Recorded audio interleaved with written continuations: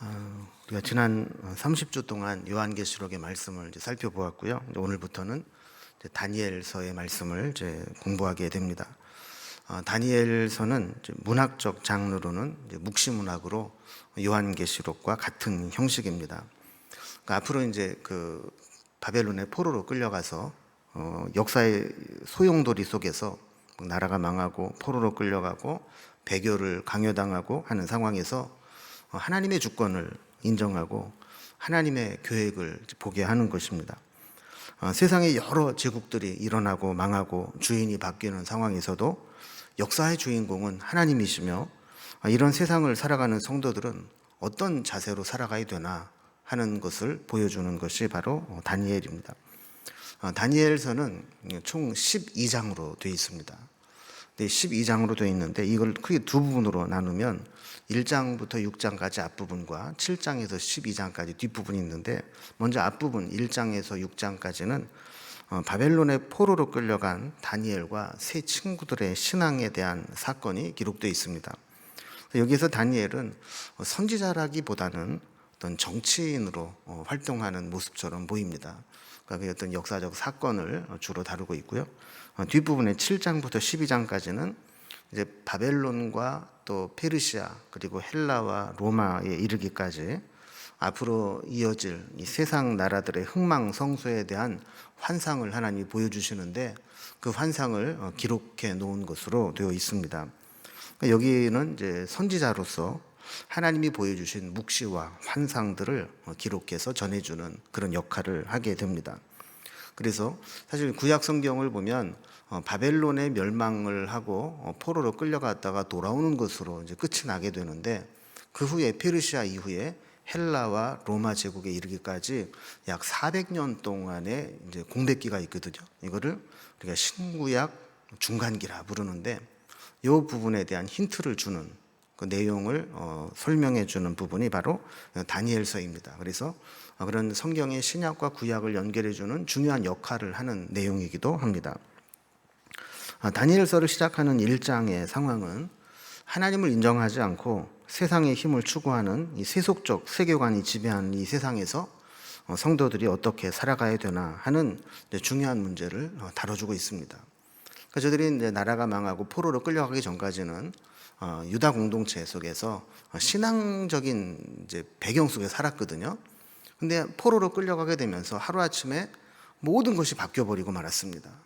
그래서 그들이 거대한 이 세상의 세속적 가치관이 작동되는 그 세상에서 믿음의 사람들이 어떻게 살아가야 되는가, 이 부분에 대한 도전을 주고 있는 것이죠.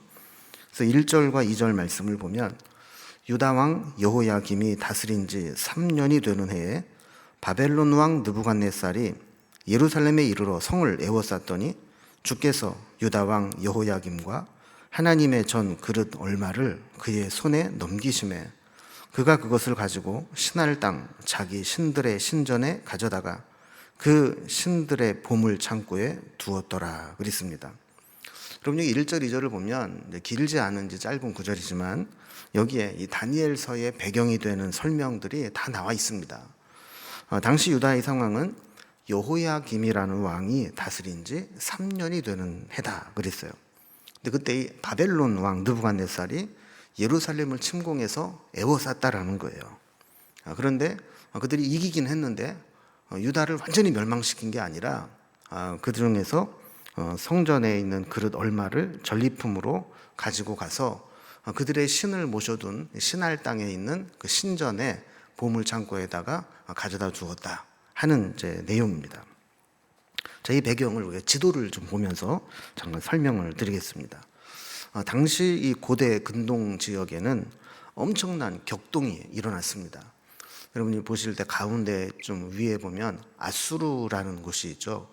이 아수르라는 나라가 그 당시 지역의 패권을 이렇게 쥐고 있었는데, 그 아수르가 쇠퇴하게 되면서 이 힘의 균열이 생기게 됩니다. 이 틈을 타서 이 메소포타미아, 좀 왼쪽 아래에 보면 바벨론이라는 나라가 있는데, 이 바벨론 지역에서 바벨론 왕국이 힘을 팽창하고 있었습니다. 밑에 보면 이제 왼쪽 밑에 애굽이라는 나라가 있죠. 근데 애굽 역시 이 틈을 타서 뭔가 좀 바깥으로 나올 기회를 엿보고 있었던 것이죠.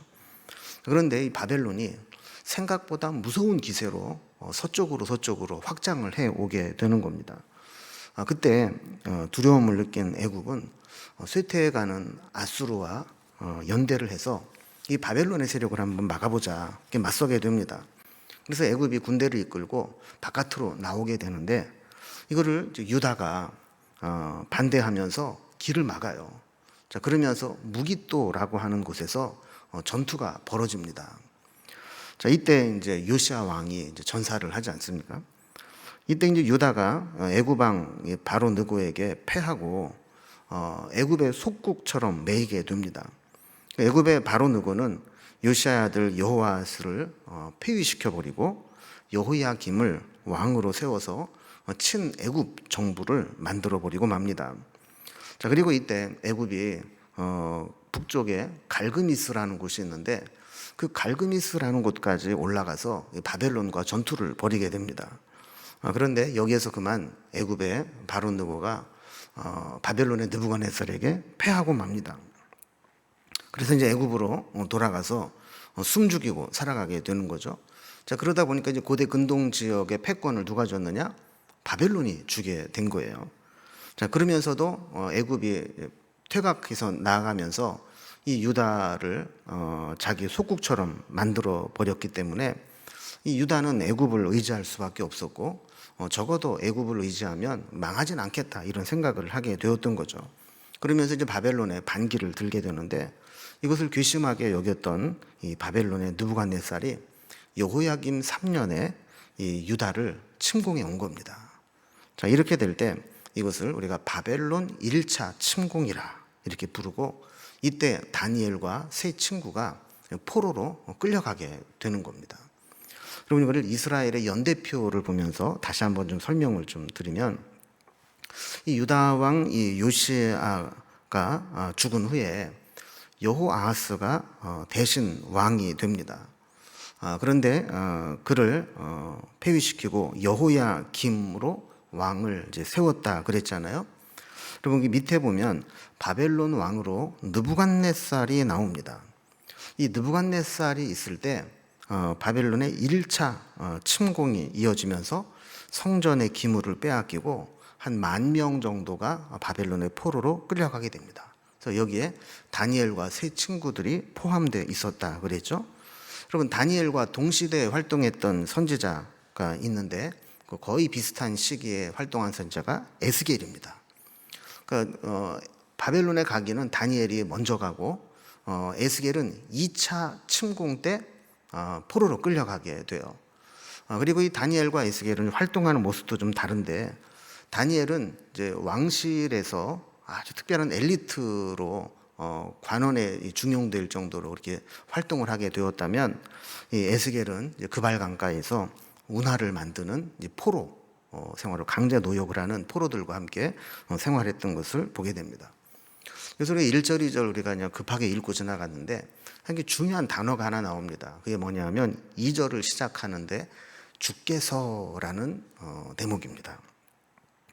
여러분, 여기까지 상황을 보면 막 시대가 막 격동적이고 막 나라가 막 세워지기도 하고 망하기도 하고 주인이 바뀌기도 하고 서로 싸움에서 패권을 쥐기도 하고 잃어버리기도 하고 이런 뭐 혼란스럽고 복잡한 상황 속에서 그리고 특히 하나님의 백성들이 이렇게 바벨론, 하나님을 알지 못하는 바벨론에게 모욕을 당하고 성전의 기물들을 빼앗기고 포로로 잡혀간다라고 했을 때 도대체 하나님의 백성들은 하나님은 도대체 어떤 분이길래 우리를 이렇게 허용하시는가 이런 이제 고민에 빠지게 되거든요.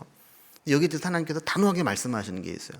이 모든 것을 허용하신 것이 누구라고요? 주께서, 하나님께서 이 모든 일을 주관하고 계시다는 거예요. 그래서 이스라엘 백성들은 알지 못하지만 그 모든 과정 속에서 하나님이 역사하고 계시고 하나님이 이 모든 일을 주관하고 계신다라는 사실을 이 주께서라는 단어 하나를 통해서 우리에게 아주 강력하게 말씀하고 있는 거죠. 바벨론이 느부갓네살이 이제 1차 침공에서 이 유다를 완전히 멸망시키지 않고 돌아가면서 하나님의 성전에 있는 그릇들을 가지고 돌아갔다 그랬어요. 여러분, 고대의 전쟁은 자기네들이 섬기는 신들의 전쟁이라고 생각을 했어요. 그래서 자기네들이 섬기는 신이 강하면 상대방 나라를 점령할 수 있고, 그리고 그 상대방 나라의 신을 포로로 또 붙잡아가면 저들은 다시는 못 일어난다 이렇게 생각을 했어요. 그래서 이제 어느 나라를 점령을 하면 그 나라에서 가장 크게 섬기는 신상을 빼앗아다가 자기네들이 섬기는 신전에다가 모셔다 두었거든요. 그런데 여러분, 하나님을 섬기는 예루살렘 성전에는 하나님의 신상이 있을까요, 없을까요? 없죠. 그리고 신상을 빼앗아갈 수가 없는 거예요. 그래서 그들은 거기에서 하나님을 예배하고 제사할 때 쓰는 그런 그릇들, 기물들을 몇 가지 가져다가 거기 전리품으로 그들의 신상에다가 가져다 준 것이죠. 자, 그런데 그들이 빼앗아간 것은 이렇게 왕궁과 신상에 있는 그릇들, 기물들만이 아니라 사실은 유다 백성들 한 10,000명 정도를 포로로 끌고 가고 거기에 특별한 용도로 끌고 간 사람들도 있었다라는 것을 보여줍니다. 대부분 포로로 끌려간 사람들은 강가에서 이렇게 운하를 파거나 또 신도시를 건설하는 육체적 노동하는 노예로 많이 동원됐습니다. 그런데 오늘 이제 다니엘서에 나오는 다니엘과 세 친구는 그렇게 육체적인 노동을 하는 게 아니라 아주 고급 엘리트로 차출이 되는 것을 보게 되죠. 그래서 3절과 4절을 보면 왕이 환관장 아스부나스에게 말하여 이스라엘 자손 중에서 왕족과 귀족 몇 사람 곧 흠이 없고 용모가 아름다우며 모든 지혜를 통찰하며 지식에 통달하며 학문에 익숙하여 왕궁에 설 만한 소년을 데려오게 하였고 그랬어요. 그러니까 이스라엘의 왕족이나 귀족들 중에, 그러니까 이제 출신 성분이 아주 좋은 사람들을 뽑는 거죠. 그리고 그 중에서 몇몇 조건에 해당되는 사람들을 차출해서 특별 관리를 하게 됩니다. 조건은 외모에도 흠이 없어야 돼요. 그리고 용모가 아름다워야 돼요. 그리고 모든 지혜와 지식에 통찰하고 통달해서 학문을 잘 익힐 수 있는 사람이어야 돼요. 그래서 이 바벨론에서 왕실에서 근무를 할 수 있는 그런 사람들을 뽑았던 겁니다. 새롭게 이제 막 부흥하고 일어나는 이 바벨론 나라에서는 사실 많은 일꾼들이 필요하지 않겠습니까? 그런데 이방인이라 할지라도 그들 중에 뛰어난 사람들, 왕족과 귀족들 중에 탁월한 사람들은 뽑아다가 자기 관리로 쓰겠다는 거예요. 그럼 여기엔 또 무서운 이 식민 정책이 또 있는데 그게 뭐냐면 지도자들은 만약에 그냥 본국에 내버려 두면 그들이 조금만 이 바벨론이 힘이 약해지면 어떻게 할까요? 민족운동을 일으키고 독립운동을 일으켜서 반기를 들 수 있어요. 그런 지도자가 될 만한 사람들을 미리 데려다가 바벨론의 고급 관리로 등용을 해버리는 겁니다. 그러면 남아있는 사람들은 그런 지도자가 없으면 그냥 시키는 대로 할 수밖에 없는 식민지화 되어 가는 것이죠.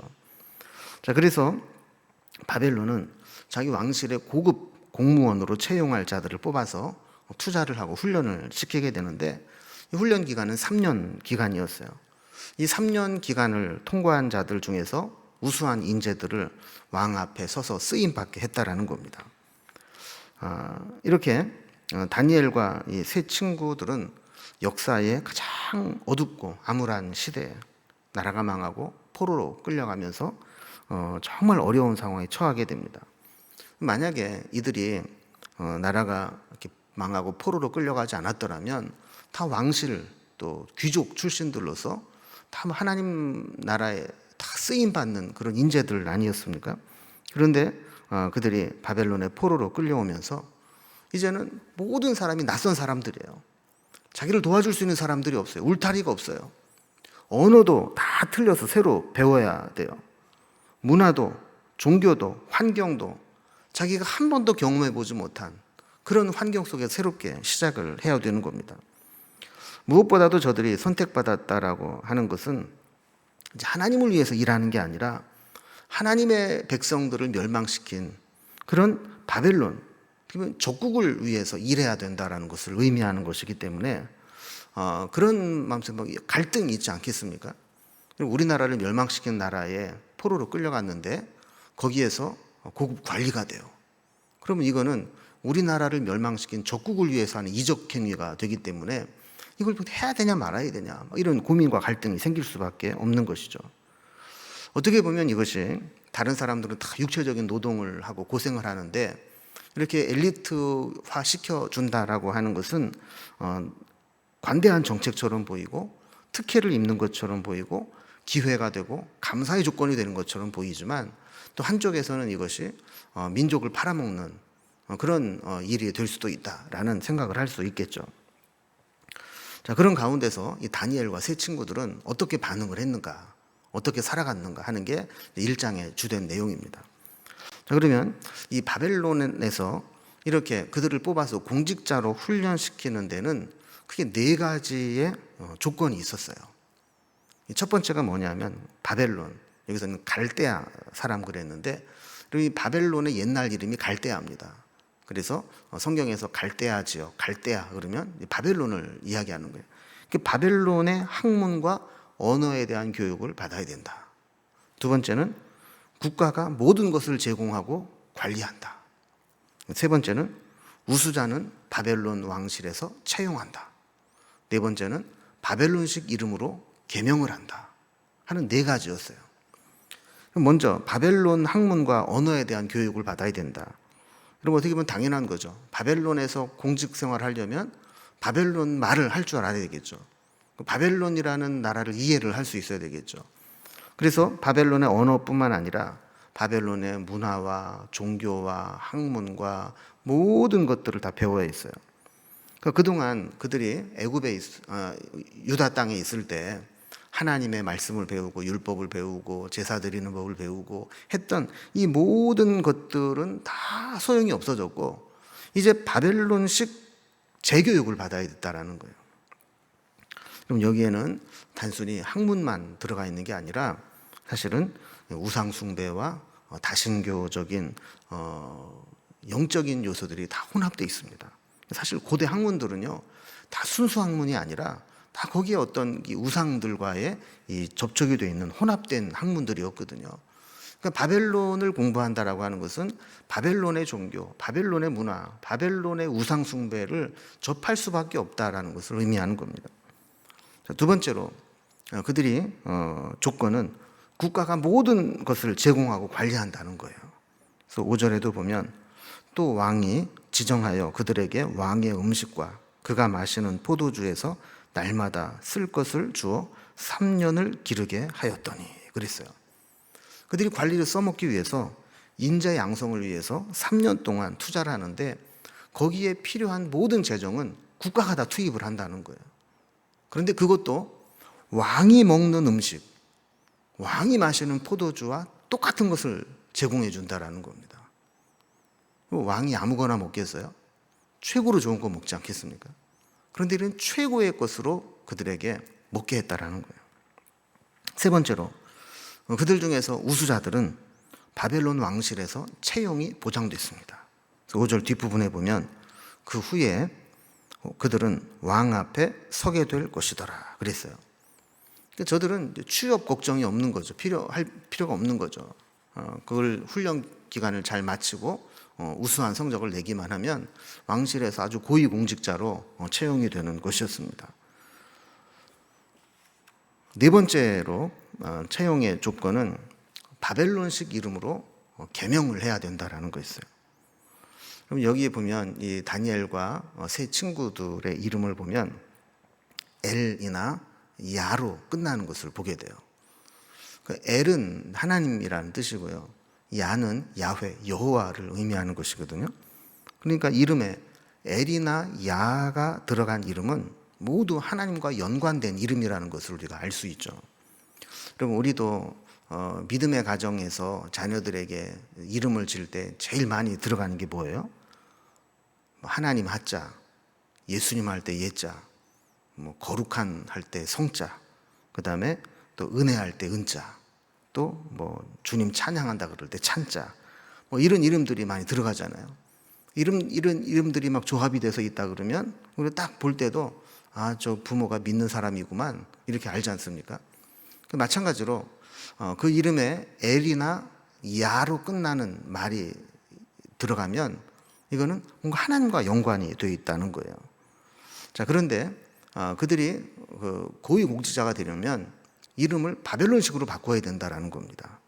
그래서 그들의 이름은 모두 바벨론에 섬기는 신들이 들어가 있고 그 신들에 대한 고백이 되어 있어요. 우리나라도 옛날에 일제시대 때 창씨 계명을 하지 않았습니까? 그럼 창씨라는 게 뭐예요? 창씨는 없는 성을 만들어낸다. 계명은 일본식으로 바꾼다. 그런 거예요. 마찬가지로 바벨론에서도 거기에 끌려온 사람들 중에서 특별히 이렇게 관리로 선택된 사람들은 이름을 바벨론식으로 바꾸라는 거예요. 그래서 아까 여러분 제가 이름에 엘자나 야자로 끝나는 것은 하나님과 관련됐다고 그랬죠. 그래서 다니엘, 하나냐, 미사엘, 아사랴 보면은 다 엘야로 끝나요. 그래서 다니엘 뜻이 뭐냐면 하나님은 나의 심판자이시다, 이런 뜻이에요. 하나님의 주권을 인정하고 하나님이 나를 판단하신다, 이런 믿음의 고백으로 살아가는 이름이었죠. 근데 그 이름을 벨드사살이라고 바꿨어요. 이 벨은 마르둑의 바벨론의 신의 별명인데, 그 벨이여 보호하소서, 벨이 나의 보호자입니다, 이런 의미로 이름을 바꿔버린 거예요. 또 하나냐는 하나님과 같은 자가 누구랴. 나에겐 하나님밖에 없다. 하나님 같은 자가 누구냐. 이런 신앙 고백인데 이거를 사드락, 태양신이었던 락에게 배운다. 또 미사엘은 하나님은 은혜로우시다, 이런 이름인데 이거를 메삭, 욕망의 신이었던 사크와 같은 자가 누구냐, 이렇게 이름을 또 바꿔버렸어요. 또 아사랴, 하나님은 나의 도움이시라, 이런 의미인데 이거를 아벤느고, 그래서 너는 다레신 느고의 종이다, 이렇게 이름 바꿔버렸어요.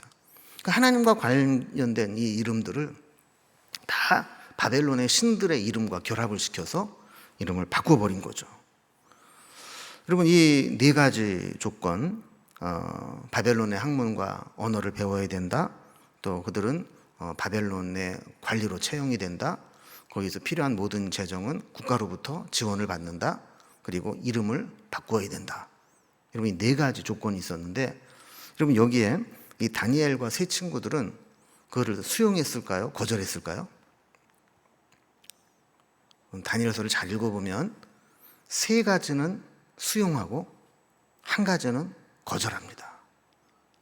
그래서 그들이 겉으로 수용해도 감당할 수 있는 것들은 수용을 하고, 이거는 절대로 타협할 수 없는 것이다 하는 것들은 거절하는 것을 보게 돼요.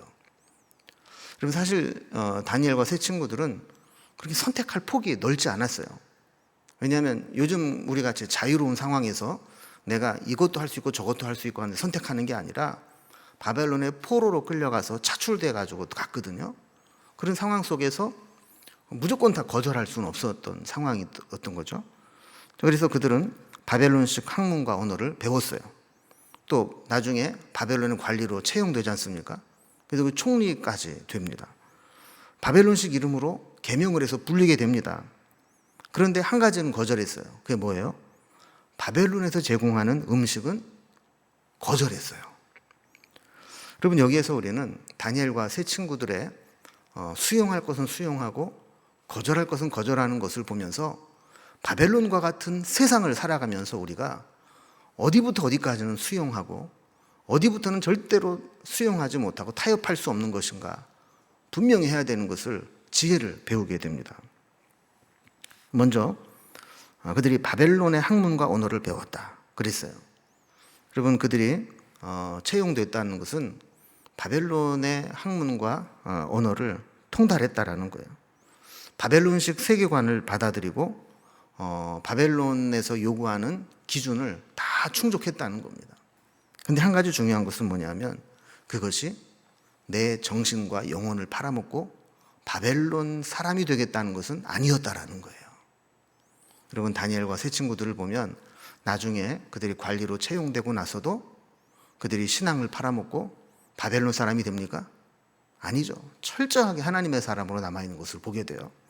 그러니까 그들이 선택의 여지 없이 살아가야 될 바벨론을 이해하고 더 나아가서 그곳에서 거룩한 영향력을 행사하기 위해서는 바벨론을 알아갈 수 있는 것, 바벨론을 배워야 된다는 것을 알았다는 거예요. 그렇기 때문에 바벨론의 학문과 언어를 배우는 것을 수용했습니다. 그러나 이렇게 하려면 먼저 선행되어야 되는 것이 있었습니다. 그게 뭐냐면 하나님에 대한 신앙이 먼저 확고하게 심겨져 있어야 한다는 거예요. 여러분, 하나님에 대한 신앙이 없이 세상적인 것들을 막 받아들이게 되면 하나님을 잃어버리고 맙니다. 하나님에 대한 분명하고 확실한 신앙을 근거로 해서 세상적인 학문과 문화를 비판하고 이해할 수 있을 때 그 신앙은 흔들리지 않는 신앙이 되는 거예요. 여러분, 성경만 알고 세상을 모르면 세상을 이해할 수 없고 세상에서 공격해 올 때 방어할 수가 없습니다. 그러나 세상을 알고 세상의 학문을 다 통달하고 있으면 세상이 우리에게 공격해 올 때도 우리를 방어할 수 있는 것이고 그들에게 효과적으로 복음으로 설득하고 복음을 전할 수 있는 도구가 되는 것이죠. 그래서 다니엘과 세 친구들은 바벨론에서 필요한 언어와 학문을 다 배웠어요. 그러나 그것을 무조건 수용한 것이 아니라 신앙 안에서 바벨론을 이해하기 위한 그런 도구로 배웠다는 거예요.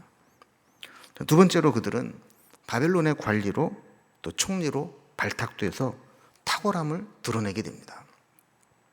그것이 세상 나라이고 반민족적인 바벨론이라 할지라도 그곳에서 하나님께 쓰임 받을 수 있도록 그들은 준비했던 겁니다.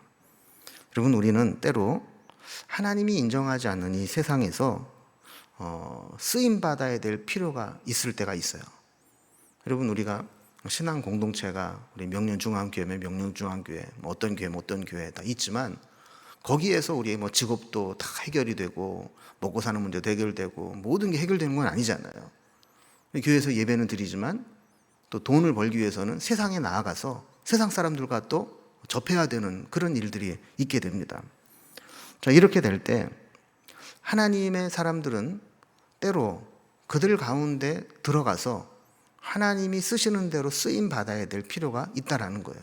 그래서 그들을 바벨론에 보내실 때 바벨론의 왕궁으로 가장 핵심적인 부분으로 보내셨다라고 하는 것은 마치 요셉을 하나님께서 애굽으로 먼저 보내셔서 기근을 면하게 하고 그곳에서 이스라엘 백성들을 430년 동안 있게 만들었던 그러한 일들을 위해 하나님이 미리 선발대로 보내신 것과 같다라는 겁니다. 여러분, 요셉의 그 고백을 보면 어떻습니까? 요셉은 창세기 50장 20절에서 이렇게 고백합니다. 당신들을 나를 해하려 하였으나 하나님은 그것을 선으로 바꾸사 오늘과 같이 많은 백성의 생명을 구원하게 하시려 하셨나니. 그러니까 형들이 요셉을 해치려고 애굽의 노예로 팔았지만 하나님은 그 악한 것을 선으로 바꾸셔서 오히려 그들이 많은 백성들의 생명을 구원하시도록 자기를 선발대로 보냈다는 거예요. 요셉의 또 다른 이 고백을 보면 창세기 45장 5절에 형들이 자기를 보복할까 봐 두려워할 때 이렇게 이야기합니다. 당신들이 나를 이곳에 팔았다고 해서 근심하지 마소서, 한탄하지 마소서. 하나님이 생명을 구원하시려고 나를 당신들보다 먼저 보내셨나이다. 그랬어요. 형들은 자기를 팔았어요. 그런데 요셉은 나는 팔려온 게 아니라 하나님으로부터 보냄을 받았다. 하나님이 형들과 아버지와 이 가족들을 구원하고 살리기 위해서 하나님이 그들보다 먼저 나를 보내셨다. 여러분, 하나님의 뜻 가운데서 내 인생이 해석되면 그 어떤 고난도, 그 어떤 고생도 다 감당할 수 있습니다.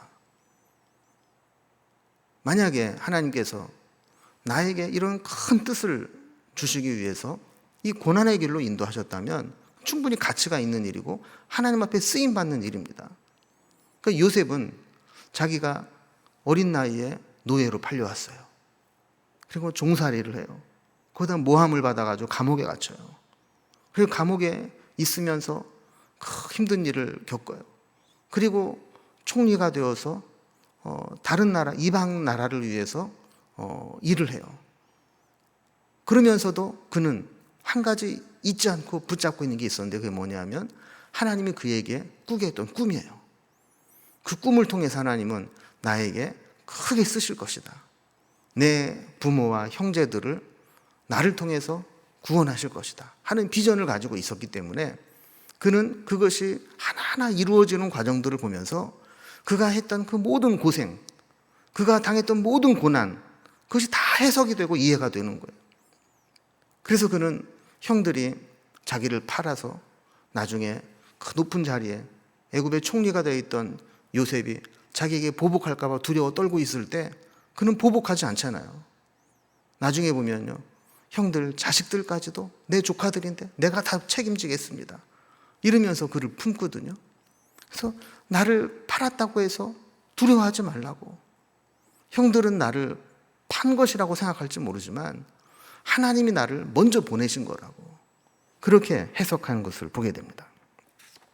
그러니까 결국 하나님께서 이 다니엘과 이 세 친구들을 1차 포로로 먼저 붙잡혀가게 한 것, 그리고 그들이 왕실에서 먼저 이렇게 차출이 된 것, 그것은 왜 그랬느냐? 앞으로 2차, 3차에 걸쳐서 유다 백성들이 포로로 계속 끌려오거든요. 그때 그들을 섬기기 위해서 다니엘과 세 친구들을 먼저 바벨론으로 불러가신 것이고, 그들에게 왕실 교육을 받고 고급 관리로 쓰임받게 하셨던 거예요. 그래서 그들이, 다니엘이 그곳에서 하나님의 환상과 비전을 보고 백성들에게 말씀을 선포하고 바벨론에서 포로로 고생하는 자들에게 믿음으로 살도록 권면하고, 그가 나중에 예레미야서를 읽어보면서 바벨론의 포로로 끌려간 지 70년 만에 다시 돌아오게 하겠다 하는 그 예언의 말씀을 붙잡고 백성들에게 바로 하나님이 이렇게 말씀하셨다, 이제 곧 우리가 하나님의 말씀대로 돌아가게 될 것이다, 이런 말씀을 전하게 되는 거예요. 그럼 이걸 보면 다니엘과 세 친구들은요, 이 포로로 끌려갈 유다 백성들의 선발대로 먼저 가서 자리를 닦아놓고 그들을 섬기기 위해서 이렇게 하나님 앞에 쓰임받았던 것들을 보게 돼요. 또 세 번째로 그들이 수용한 게 뭐냐면 이름을 바벨론식으로 바꾸는 것을 수용했어요. 어쩔 수 없는 일이지 않겠습니까? 이름을 바꾸는 것은 사실 수치스러운 일이죠.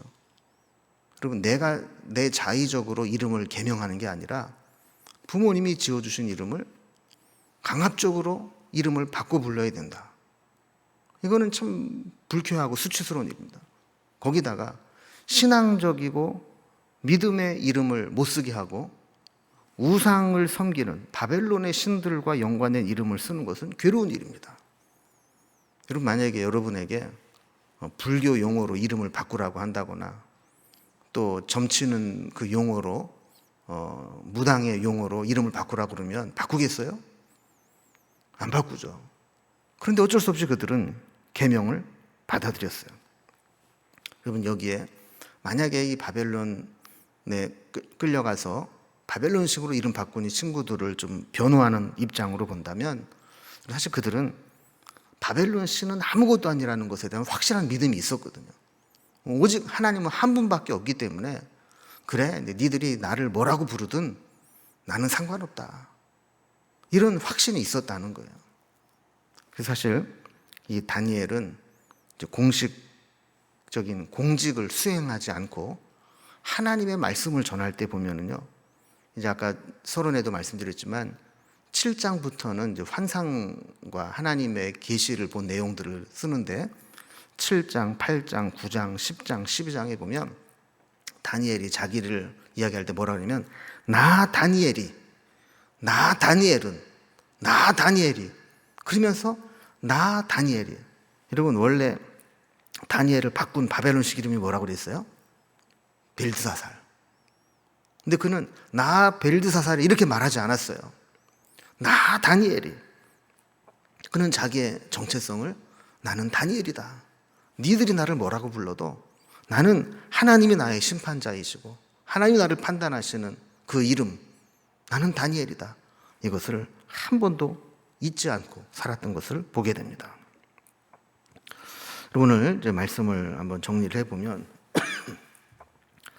왕의 진미와 또 왕실에서 특별 채용하고 모든 비용을 다 부담해 주는 것. 여러분, 여기에 우리가 채용이 됐다 그러면 누구에게는 이것이 자랑거리로 여겨질 수 있습니다. 그래서 요즘 같으면 아마 핸드폰으로 왕실에 막 셀카를 찍어서 SNS에 막 올리고 뭐 이러면서 나 이런 사람이야. 내가 이렇게 차출돼 가지고 최고의 강대국인 바벨론에서 이렇게 쓰임 받고 있어. 나 공짜로 지금 바벨론에 먹여주는 거 다 먹고 있어. 이게 자랑할지 몰라요. 그러나 이것이 어떤 사람에게는 목숨을 걸고 거절해야 되는 유혹이 될 수도 있어요. 우리가 오늘 아까 4가지 중에 3가지만 살펴보고 1가지를 안 살펴봤잖아요. 그가 거절한 게 하나 있어요. 왕의 진미와 포도주. 이걸 거절을 했거든요. 왜 거절해야 되나? 여러분, 사실 왕이 주는 음식, 왕이 먹는 것과 똑같은 것을 먹는다. 자랑거리가 될 수 있잖아요. 그러나 그는 그것을 강력하게 거부를 했어요. 여기서 우리는 사실 세상 주관자인 사탄의 무서운 계략을 보게 됩니다. 우리가 다음 주에 더 자세히 살펴보게 될 것이지만 여러분, 이 세상은 자신이 있다는 겁니다. 3년만 내 음식을 먹어봐. 3년만 내가 가르치는 것을 따라와봐. 3년만 세상에 취해서 3년만 세상이 주는 즐거운 맛을 봐봐. 그러면 누구든지 바벨론 신민으로 만들어 버릴 거야. 이런 자신이 있었다는 겁니다. 그래서 바벨론은 모든 비용을 다 지불하면서 거기에 끌려온 사람들을 3년 동안 특별 관리했던 것을 보게 됩니다. 여러분, 우리의 자녀들, 우리의 후손들, 다니엘과 세 친구들처럼 확고한 신앙으로 무장시키지 않으면 세상에 나가서 3년만 세상의 즐거움에 취해버리면 세상 사람이 되고 말아버립니다. 여러분, 제가 목회를 하면서 정말 안타까운 게 그런 거거든요. 고등학교 때까지 그렇게 열심히 신앙생활했던 사람들이 다니엘과 세 친구들과 같이 확고한 믿음으로 무장되지 못하니까 세상에 나아가서 사회생활 한 1년, 2년만 하면 교회와 등져버리고 세상으로 빠져버리는 사람들이 얼마나 많느냐는 거예요. 여러분, 세상은 이렇게 자신이 있다는 겁니다. 여기 우리가 어떻게 대처를 해야 됩니까? 다니엘서가 주는 메시지가 그거거든요. 많은 사람들이 3년이면 다 세상 사람이 돼버리고 세상으로 변해버리지만 그렇지 않은 사람도 있다라는 것을 다니엘서를 통해 우리에게 도전하는 겁니다. 누가 안 그랬어요? 다니엘과 세 친구는 3년 동안 바벨론의 음식을 먹고 바벨론의 학문을 배우고 바벨론에서 공직을 하고 했지만 그들은 바벨론에 물들지 않았다는 거예요. 오히려 그들의 삶 속에서 곳곳에서 하나님의 영광을 드러내고 하나님의 능력을 나타내고 세상 사람들에게 인정받는 사람이 되었다는 겁니다. 여러분, 우리도 마찬가지입니다. 우리가 살아가는 이 세상, 교회만 딱 나가면 바벨론과 같은 곳이에요. 교회만 딱 나가면 안 믿는 사람과 상대해야 되고 세상의 원리가 작동되는 세속적 세상에서 살아가야 되는 거예요. 이때 우리는 어떻게 살아갈 것인가? 여러분, 이제 오늘부터 시작하는 이 다니엘의 모습을 통해서 우리가 이제 6장까지는 그들의 신앙을 우리가 본받고 배우고 어떻게 이 세상에서 믿음으로 이겨내야 될 것인가 하는 교훈을 받아야 될 것이고 7장부터 이어지는 환상과 묵시와 계시를 통해서는 이 세상에서 하나님이 어떻게 일하시는가를 바라보면서 우리의 믿음을 지킬 수 있어야 됩니다. 이제 다음 주는 다니엘이 왜 왕의 진미와 음식을, 포도주를 거절했고 또 이것이 우리에게 주는 교훈이 무엇인지를 살펴보려고 합니다. 오늘부터 시작되는 이 다니엘을 통해서 우리가 이 바벨론과 같은 세상에 살아가는 우리들이 어떤 믿음을 가져야 되는가 다시 한번 영적으로 무장할 수 있는 기회가 될 수 있기를 주님의 이름으로 기원합니다. 기도하겠습니다.